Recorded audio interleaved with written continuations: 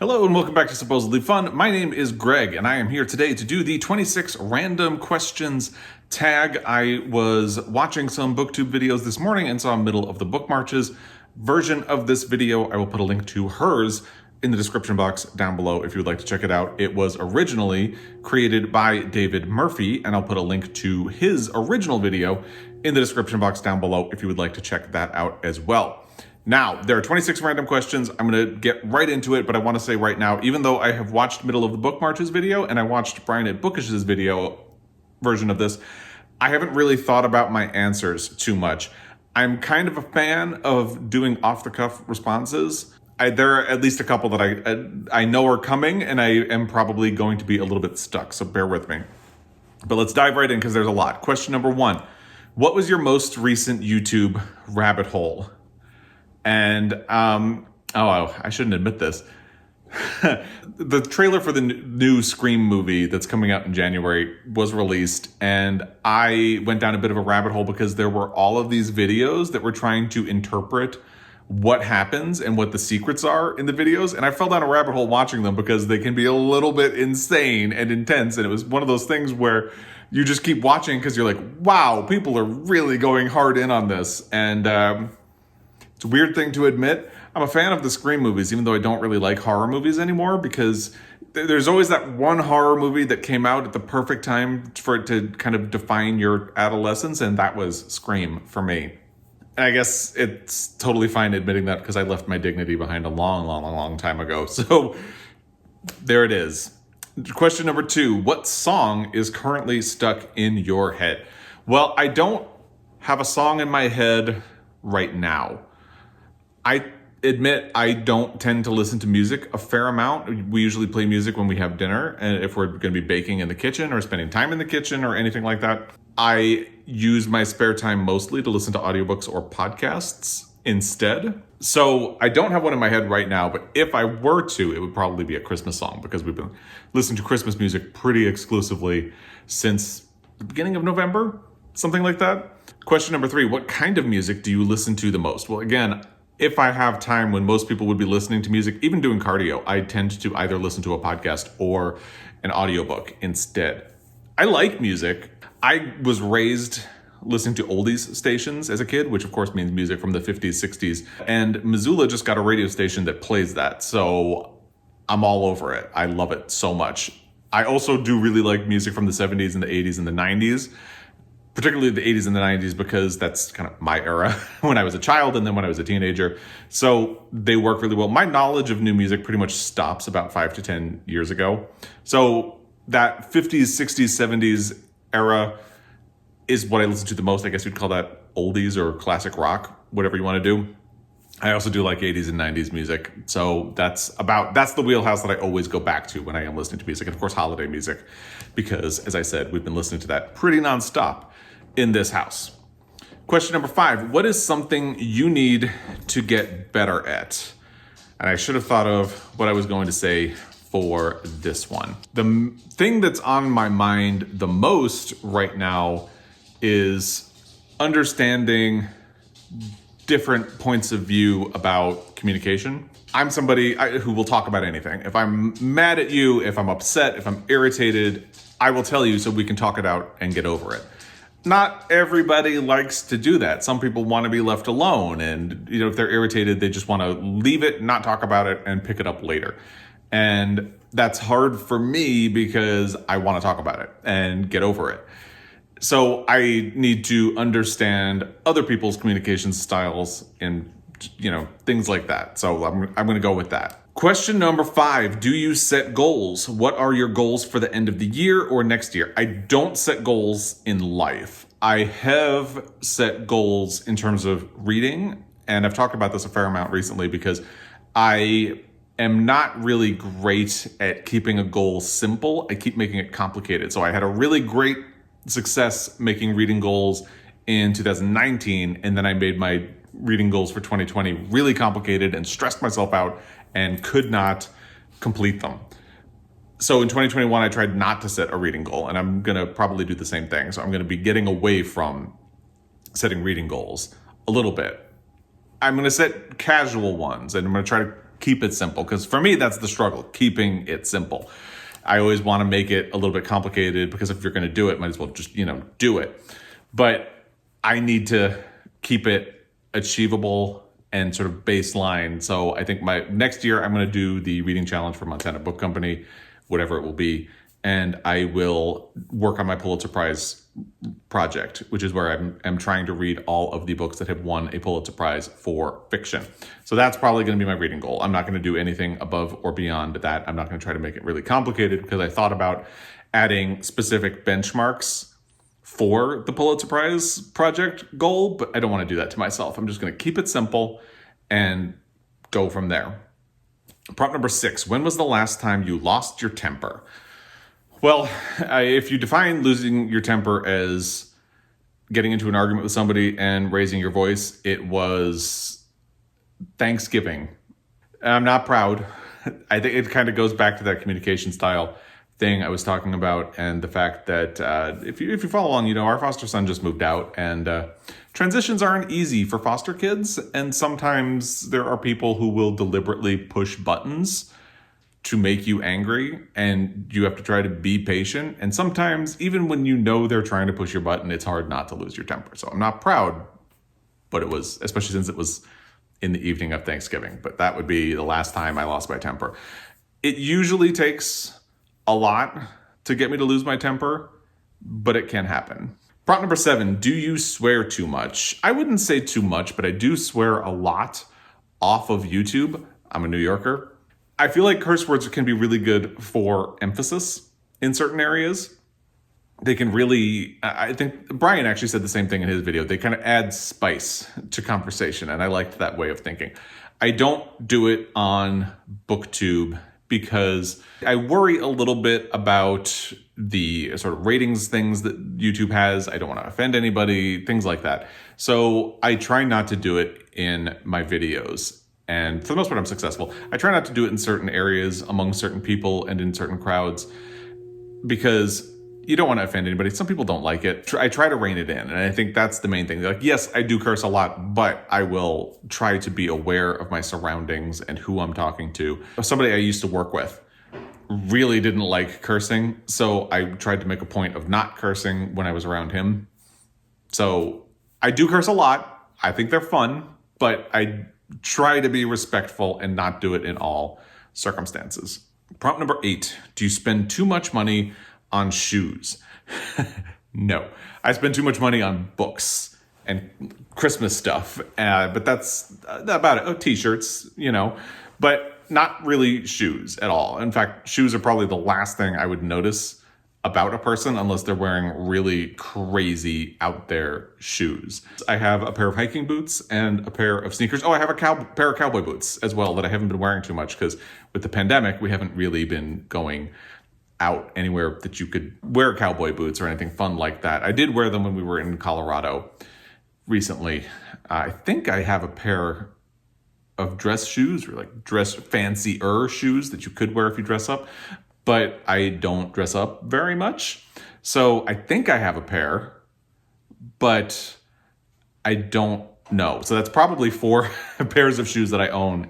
It's, again, not something I really I think about, care too much about. The ones I have are more practical than anything else. And, part of that is because I have big feet and wide feet. So it's hard to find nice shoes in my size. Even if I was inclined, it probably wouldn't be fun for me at all. Prompt number 9, what is the worst book you have ever read? That is a tall order.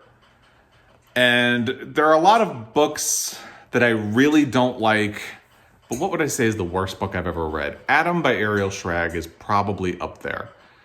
I thought that book was really irresponsible, the way it portrays what the character does. It's about this guy who goes to visit, he's a high schooler, he goes to visit his sister in New York City who's in college and is a lesbian, and he meets her lesbian friends, one of whom mistakes him for a trans person, and they begin to date, and he carries on this deception, and it's just wildly irresponsible. And that, for me, is the thing. It's the content of the book that makes it really awful to me.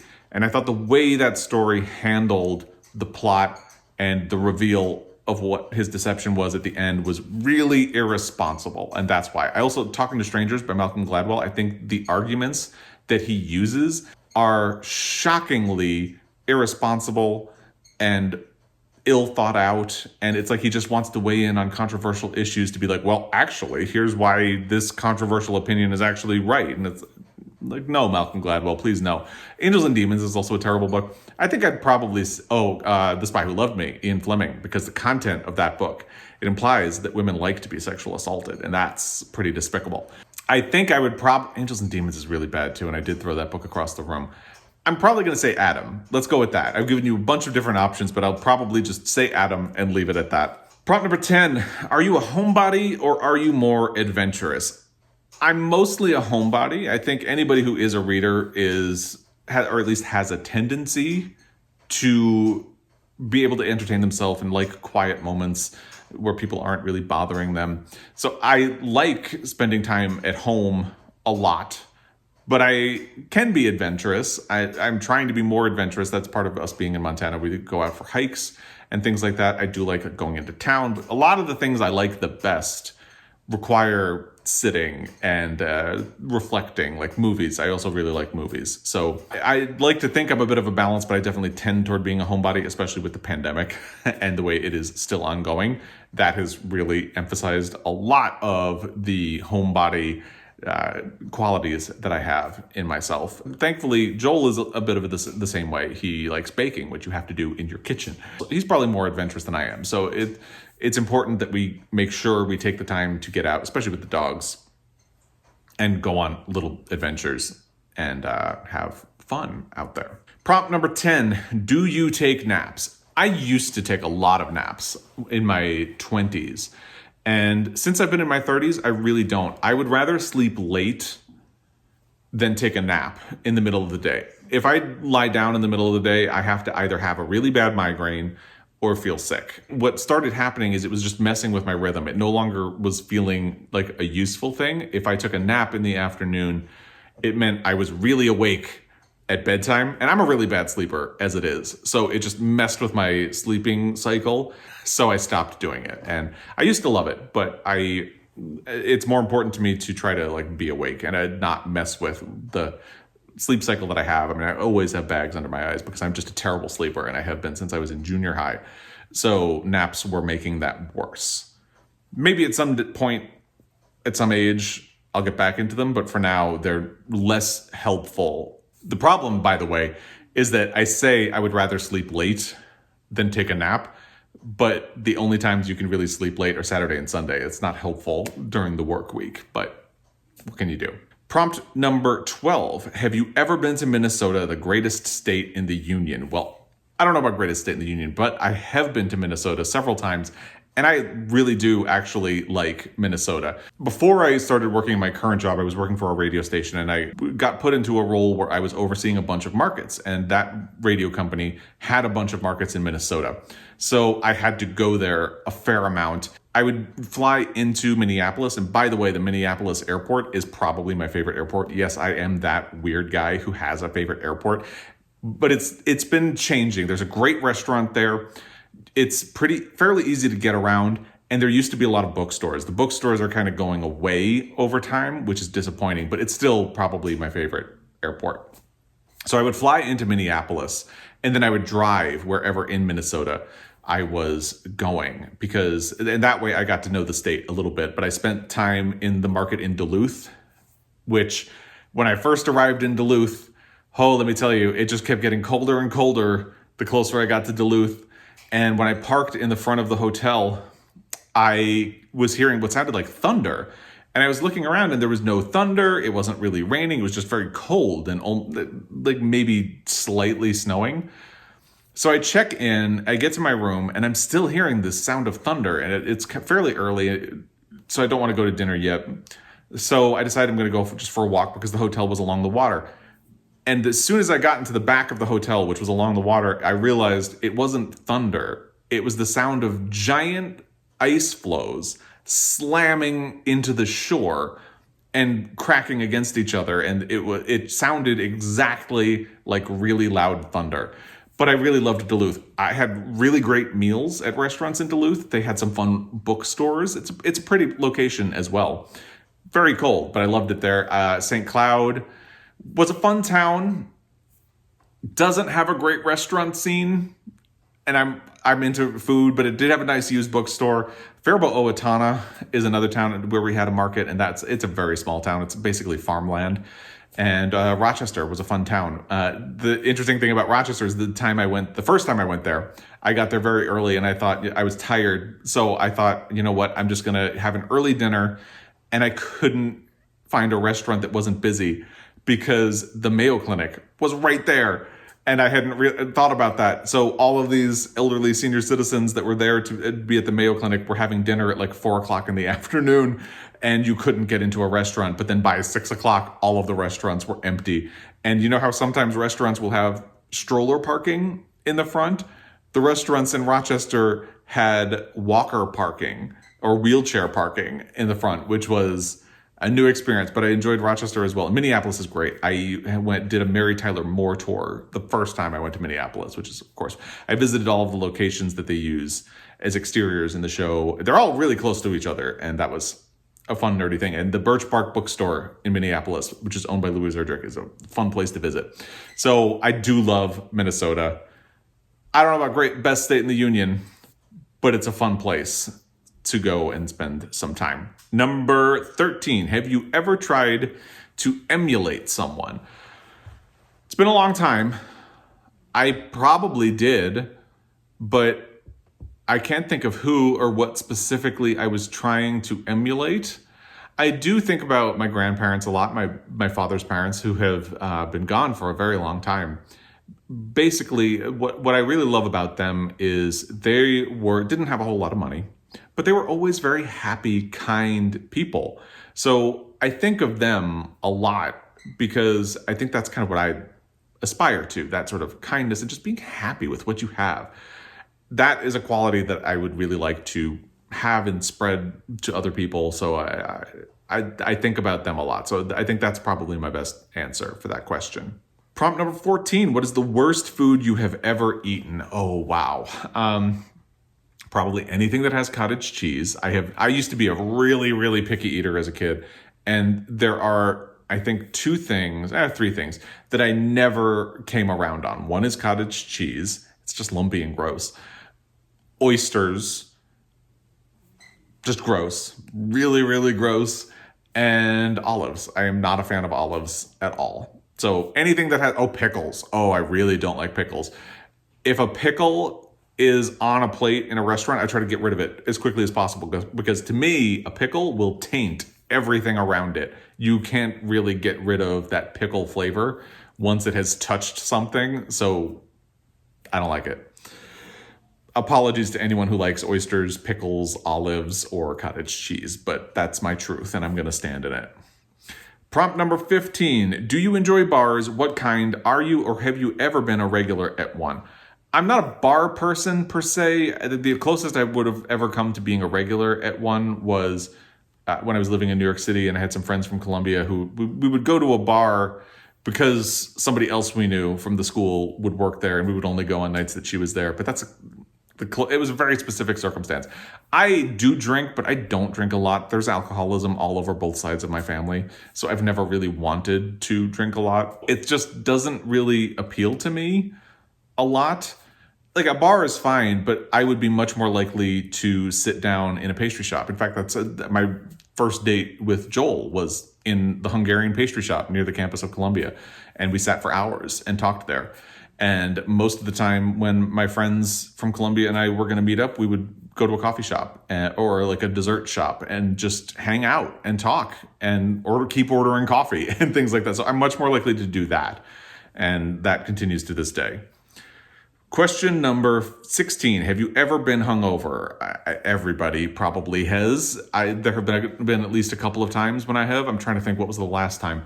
The last time I got hungover, oh wow, I think it was Joel's birthday a couple of years ago. We were in Key West and we had a bottle of tequila and we got those little plastic cups from the bathroom and we would pour some tequila in, and then we would walk around Key West to do some people watching. And then we came back, filled the cups again, and walked around. And one of the times we came back to the room, the bottle was empty. So we were like, oh no. It was interesting though, because that was the night Whitney Houston died. So while we were at dinner, you could see people checking their phones and looking horrified, and everybody was talking about it. And then the bars after hours were just blasting Whitney Houston music because it's Key West. So it was this really bizarre experience. To this day, we joke that Whitney Houston ruined Joel's birthday, just ruined it. So it's a little joke that we have. But that was the I was really not feeling it the next day. And of course, because it was Key West, a rooster was right outside our hotel room window in the morning and wouldn't stop crowing. And I have never been so angry at a rooster in my life. Question 17, what was the last time you laughed out loud while reading? That is a good question. I feel like it's difficult to really make me laugh while reading. Hang on, let me pull up my profile, the list of books that I've read this year, because there is a book that made me laugh out loud this year, but it's a difficult thing to do. And I feel like I will be amused by a book, but to actually laugh out loud is not easy at all. There was a book that made me laugh and cry. Was it Like a Love Story? I think it was Like a Love Story by Abdi Nazemian. Playing the Palace by Paul Rudnick for sure actually made me laugh out loud in one part, but I think Like a Love Story was after that, and I think it did make me laugh out loud. So let's go with that one. Question number 18. How would you label or describe yourself politically? Well, I would love to describe myself as an independent, somebody who's not really affiliated with either political party in the United States, because, not to get on a soapbox, my line of thinking is that two political parties really can't define the majority of people, because it brings you to an extreme. Like, I don't agree with everything that this one side does, and I don't agree with everything that this side does. I'm probably somewhere on the spectrum in the middle, and I think most people are probably on the spectrum in the middle. But I don't classify myself as an independent, because as long as one side wants to put laws into effect that would restrict my rights as a citizen and take away my marriage, my ability to adopt, and my ability to be hired and maintain a job and not be discriminated against in things like that, I can't ever vote for that side. So sorry to conservatives, I will never consider a conservative candidate until the platform changes significantly. I'd love to say I'm an independent, but I also like having rights. So funny little thing about that.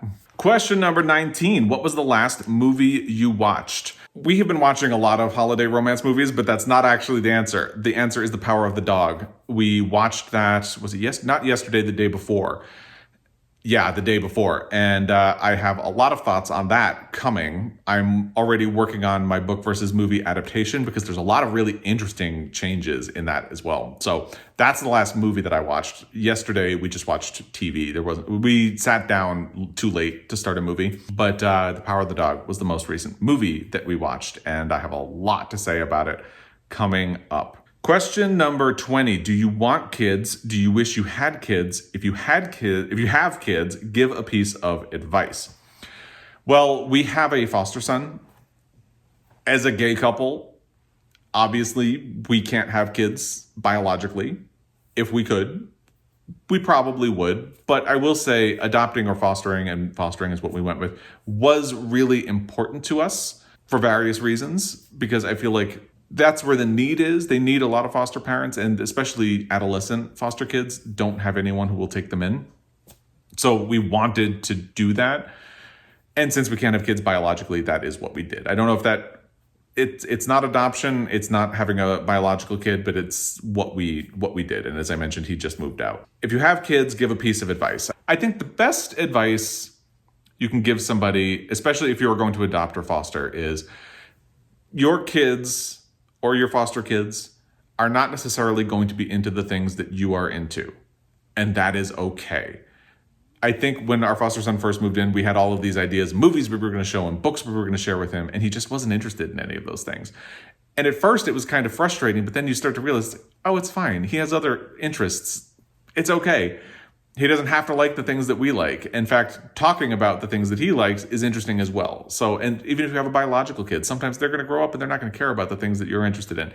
It's fine. In fact, it might enrich your experience of the world because they'll find other things and bring them to you. And that's a good thing. Question 21. Do you get along with your siblings? Yes, I absolutely do. My siblings are very good friends. I have 2 sisters. I'm the middle child. I am the neurotic middle child.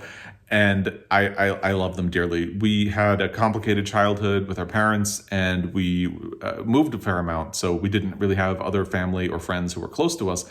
And once we started making friends, we would move away. So we were sort of forced to get along with each other and rely on each other.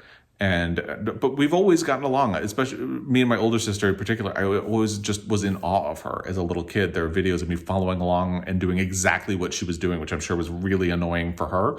But I just loved her. And I was so excited to be a big brother when my little sister was born. And we're still friends. And we're in a point right now where everybody's really busy with work and life and things like that. So we don't communicate as much, and we rely on text more than we probably should. But we are still very friendly with each other. And I think once we get into like the next phase, we'll probably communicate a lot more once again. But we're still in touch a lot, but not as much as we used to be. Question 22. What is a book you have serious issues with, but love? Oh, that's another one I really should have thought about before I started filming. What is a book I have serious issues with, but love? So for me, again, because the content of the book is what would mean I have a serious issue with, and that makes it difficult for me to get over that. Let me flip through the books that I've read this year. I didn't love Fight Night, so that's not for the 5th season. There are a lot of things about that book that were kind of irritating me, but I would say I still like it. I don't think it's exactly what this prompt is going for, because the issues I had with that book are more like sort of teasing you that there's going to be a reveal later, and it's not that much of a serious issue. But so I have quibbles with the book, but I still like it. So that's the way I'm going to interpret that question. Prompt number 23. What is your favorite theme song to a movie and or TV show? The Mary Tyler Moore theme song. I have it as a ringtone. I do. Oh, 9 to 5, Dolly Parton. That's another good one. And I have that as a ringtone actually as well.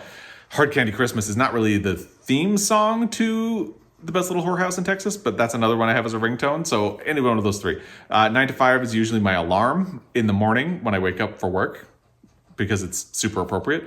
And I think the Mary Tyler Moore theme song is my alarm on weekends, and when my timer runs out, it's what plays. I love both of them very much. 24, do you like your job? No. Easy answer. If you switched careers, what would you do? I would love to work in a bookstore again. It was my favorite job that I've ever had. It's not practical. I hate the job that I have right now, but it pays for this house, it pays for this Christmas tree, it pays for any medical care that the dogs need and things like that. So it's hard to leave it behind, but I would love to work in a bookstore again and be around books and bookish people. That's why I have a channel, because I love being around bookish people. Question 25, what is something you love about the city you live in?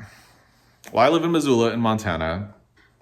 It's a red state, so I have a complicated relationship to the state, but it is a university town in a red state, so it's much more liberal leaning. We've met lovely people here. We've made really good, profound friendships with people that are like family. And we haven't had too many problems being a gay couple in town. People have been very accepting. So I think that's probably my favorite thing. There are just good people here. Of course, since this last election, things have gotten a little more fraught, a little more tense. You see a lot more angry signs around town about people really angry about the results of the last election. And it does worry me about where the government in the state is going. But for now, the people are just wonderful. And it's a beautiful state as well. 26, who is your celebrity crush? I'm going to steal Doris from Aldi Books' answer and say Paul Rudd. I've probably had a celebrity crush on him for the longest. Of course, Hugh Jackman is handsome. Idris Elba is handsome. But probably Paul Rudd. He's funny. He's handsome. So that would be it. And that is the 26 random questions tag. I am not going to tag anybody. I'm just going to invite you. If you would like to do this tag, go ahead. Consider yourself tagged and do it. If you have responses and you don't want to do the full tag or you don't have a channel, let me know what they are in the comment section down below. Let me know what you think of my answers. As always, I really appreciate your time, and I will be back. Until next time, happy reading.